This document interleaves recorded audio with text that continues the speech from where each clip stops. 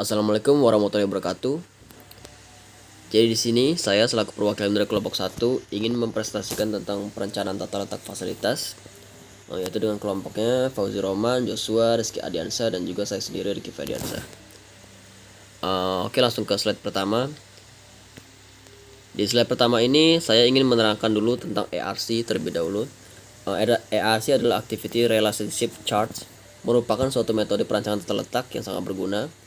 Karena dengan menggunakannya, perancang dapat mengetahui hubungan kedekatan dari setiap kelompok aktivitas atau departemen yang biasanya terdapat pada setiap perusahaan. Oke, langsung ke slide selanjutnya. Di sini saya ingin menerangkan dulu latar belakang perusahaan dari PT Lampung Oil Refinery.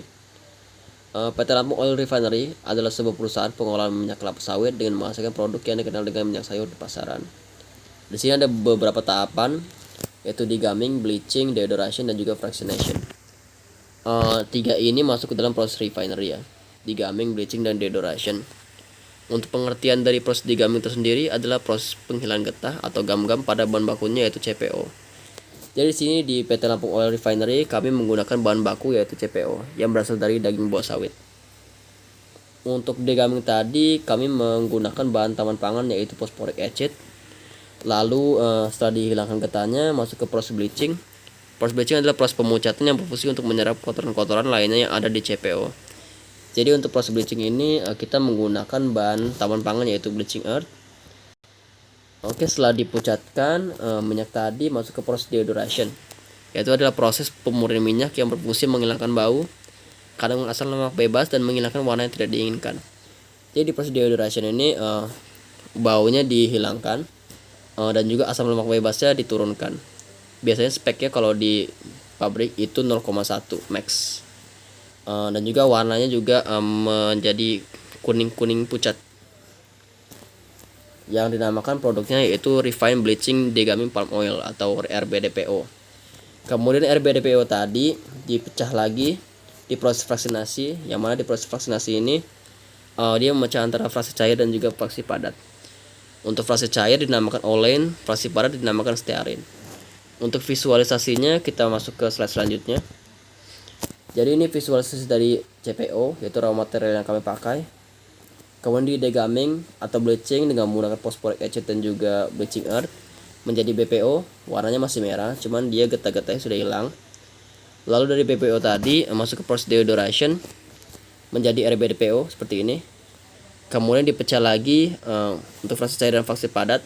Di sini yang kami tunjukkan fraksi cairnya ya, olein. Ada juga seharusnya fraksi padat, stearin. Yang mana bedanya kalau fraksi padat di stearin ini dia warnanya lebih bening, lebih putih, tapi kelemahannya dia setelah 15 menit atau 30 menit kurang lebih dia akan mengeras minyaknya.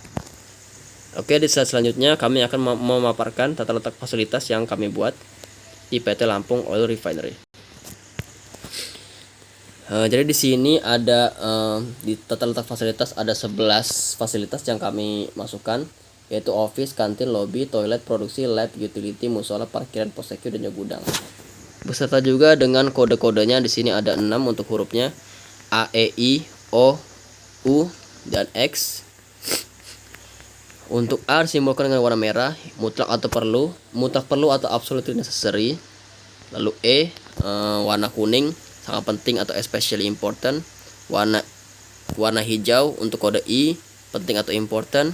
Warna biru untuk kode O, biasa atau ordinary, tidak berwarna, atau kode U, tidak perlu atau unimportant. Dan coklat untuk kode X, tidak diinginkan atau undesirable.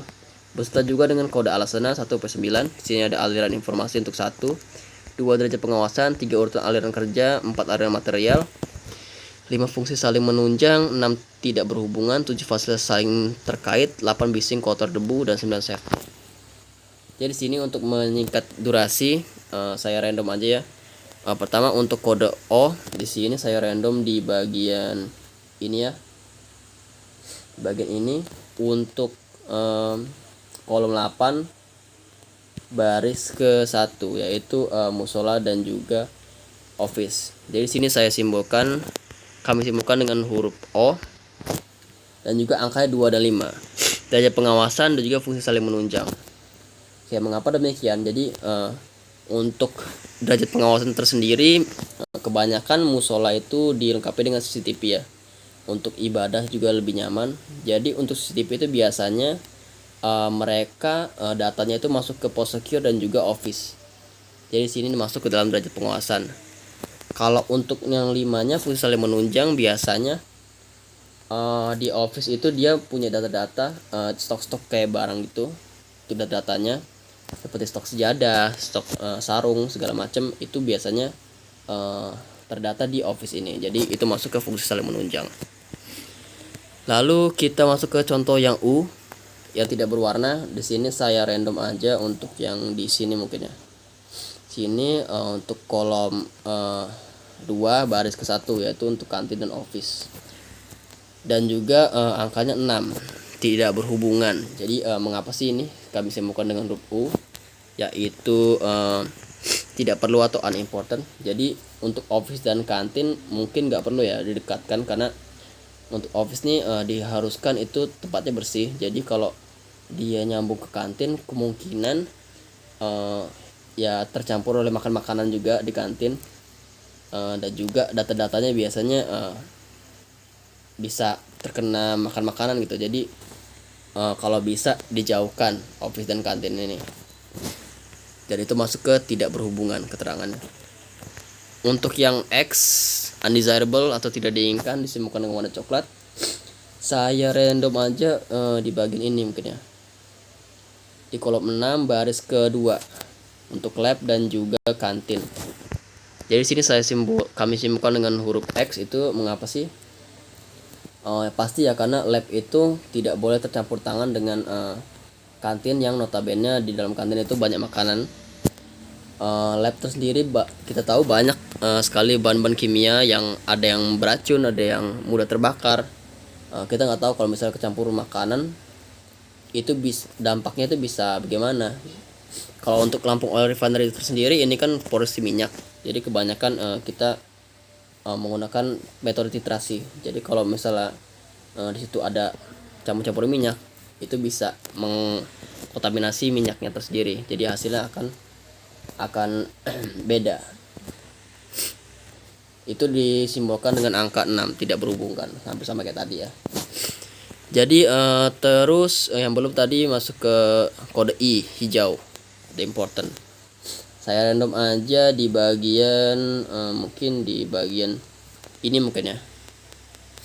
Bagian ini kolom 11 baris ke 1 dengan kode alasannya 1 dan 4, aliran informasi dan juga aliran material, gudang dan juga office. Jadi alasannya ini penting, memang penting karena biasanya di office dan gudang ini memang aliran informasinya sangat kuat, karena data-data di office biasanya data-data gudang di pengiriman akhir itu terdata semua, terrekod di office ini, bukan di tempat lain. Kalau untuk aliran material tersendiri, biasanya office itu kan punya limbah-limbah tuh, kayak limbah-limbah kertas, limbah-limbah tinta segala macam, itu termasuk aliran materialnya yang dikirim biasanya ke gudang, dan itu termasuk penting. Lalu ke yang especially important, sangat penting, kode E dengan warna kuning. Sini saya random aja di bagian ini mungkin ya. Ini kolom A,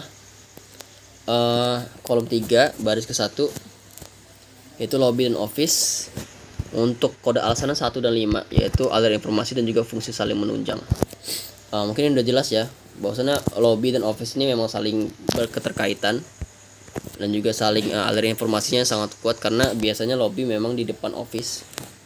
Biasanya memang tamu menunggu itu di tempat resepsionis atau di lobby, kemudian diarahkan di office.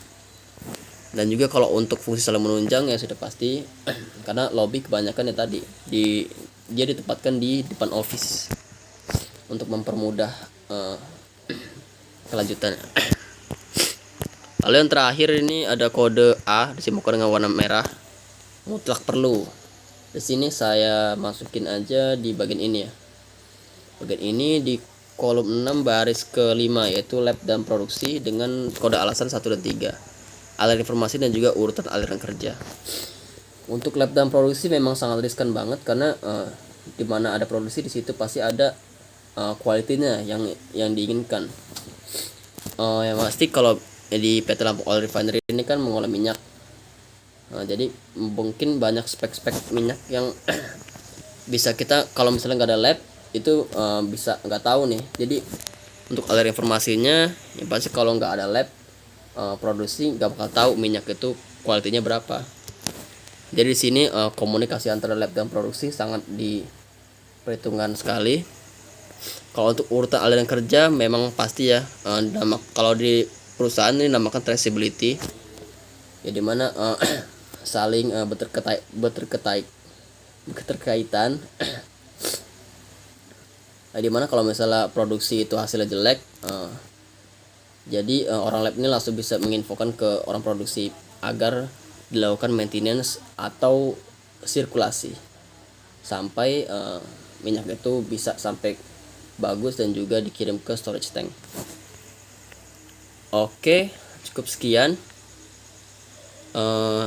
Segitu aja bisa saya sampaikan. Saya mewakili kelompok 1. Terima kasih atas atensinya. Terima kasih untuk teman-teman yang mendengarkan dan juga Bapak Taufik Rahman. Saya akhiri, wabillahi taufiq wal hidayah. Wassalamualaikum warahmatullahi wabarakatuh.